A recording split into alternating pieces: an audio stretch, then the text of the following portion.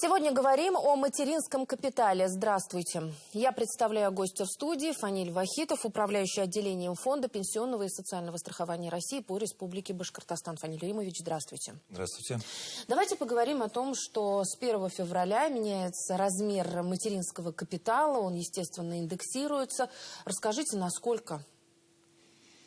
Да, действительно, программа «Материнский капитал», которая была введена по национальному проекту «Семья», действует, продолжает свое действие. И с 1 января, как и ряд других социальных выплат, материнский капитал также будет проиндексирован на 5, не будет, а уже проиндексирован на 5,6%. Если коснуться размеров, то их тоже можно огласить. После индексации размер материнского капитала на первого ребенка, рожденного или усыновленного, составит 728 тысяч рублей. Если ребенок второй в семье или усыновлен второй, начиная с 1 января 2020 года, то размер материнского капитала после индексации составит 963 тысячи рублей, а также предусмотрена доплата в размере 234 тысяч рублей при рождении второго ребенка в семье. Фаниль Римович, вот мы говорим о том, что проиндексировалась вот эти суммы с 1 февраля. А если кто-то оформил мат-капитал, допустим, до 1 февраля, то есть в январе, это же, наверное, тоже касается изменения? Да, изменения касаются. В любом случае, размер материнского капитала, который есть в остатке у семьи, какой бы размер ни был, он будет также проиндексирован с 1 февраля на 5,6%. Ну, можно привести простой пример, чтобы было более понятно. Допустим, остаток составляет 500 тысяч рублей. С учетом индексации с 1 февраля на 5,6% размер будет составлять уже 528 тысяч рублей. Кто имеет право на получение мат-капитала? Как его оформить? Материнский капитал положен родителям или усыновителям, которые являются гражданами Российской Федерации. Также важным условием является, чтобы ребенок по рождению также имел российское гражданство. Мера поддержки начала действовать с 2007 года. Тогда материнский капитал, напомню, был положен только при рождении второго ребенка, а уже с 1 января 2020 года была введена норма о том, чтобы материнский капитал выдавали и при рождении первого ребенка. Также здесь важным следует отметить то, что начиная с 2020 года мы материнский капитал оформляем в проактивном режиме, беззаявительном формате, по данным, которые к нам в автоматическом режиме поступают с отдела ЗАГС. Это такая удобная и комфортная мера для наших получателей, и думаю, что все обладатели материнского капитала находят в этом удобство.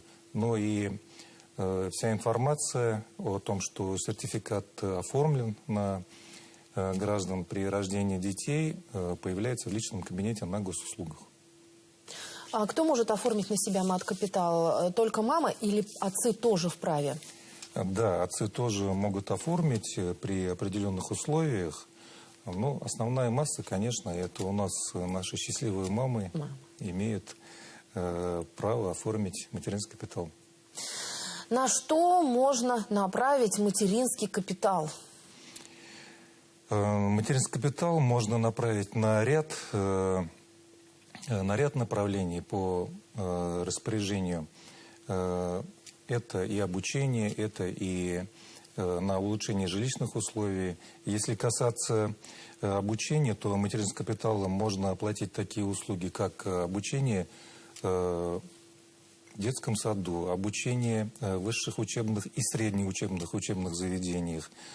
Также можно оплачивать разные курсы, в том числе и, например, учебу в автошколе.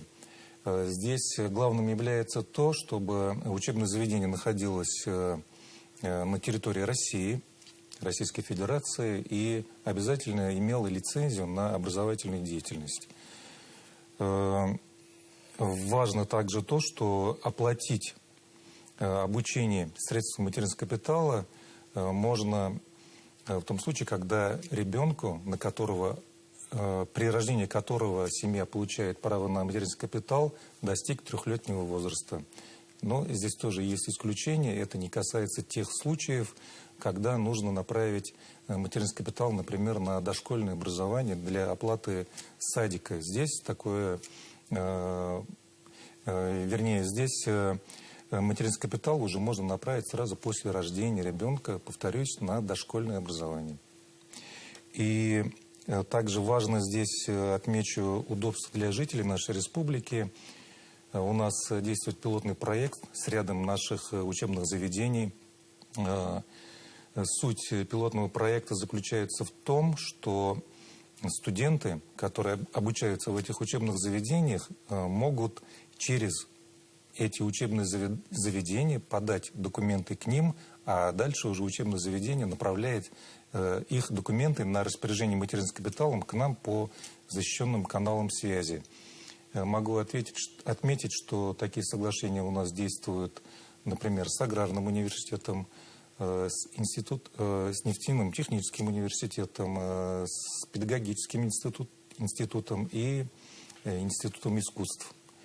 Тоже считаем, что эта мера такая комфортная для родителей и безопасная, потому что мы действуем в рамках соглашения с учебными заведениями.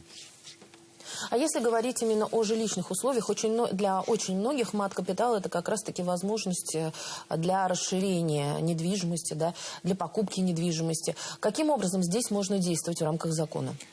Да, как мы уже отмечали, что материнский капитал предусмотрен, наверное, даже в большей своей части на улучшение жилищных условий, как одна из основных мер поддержки семей с детьми. И направить средства материнского капитала можно на приобретение квартиры, на приобретение жилого дома, комнаты и даже таких построек, как таунхаусы. Тоже главное, чтобы все эти жилищные... Покупка жилья имеете в виду, да? Да, и покупка жилья. Я имею в виду, что главное, чтобы любое такое строение, оно имело вид использовано как жилой дом. То есть на коммерческую недвижимость это не распространяется? Здесь абсолютно верно, да. На коммерческий здесь это не распространяется. И здесь тоже есть важные условия, что, например, на улучшение жилищных условий можно направить только после достижения ребенком также 3 лет. Также кстати, одно из направлений, это уже можно получить средства материнского капитала как компенсацию на построенный жилой дом, тоже после достижения 3 лет. В то же время на погашение, например, кредита, который был взят на приобретение жилья, можно использовать до достижения 3 лет. Такие вот правила, принятые при данном использовании средств материнского капитала. И еще важным условием является то, что начиная с прошлого года при приобретении жилья за счет материнского капитала важным условием является оценка пригодности жилья, которое приобретается за счет средств материнского капитала. Это тоже такая узкая тема, которая всегда требовала особого внимания. И теперь для того, чтобы направить средства материнского капитала на приобретение жилья, нужно заключение комиссии, которая создается при муниципалитетах на местах, куда гражданин может обратиться за получением этого разрешения, которое признает приобретаемое жилье или годным к проживанию, или же негодным. Ну, там бывают разные ситуации, поэтому этот документ обязателен вот при таком распоряжении средств материнского капитала. Ну, можно только добавить, что такие справки по закону выдаются бесплатно.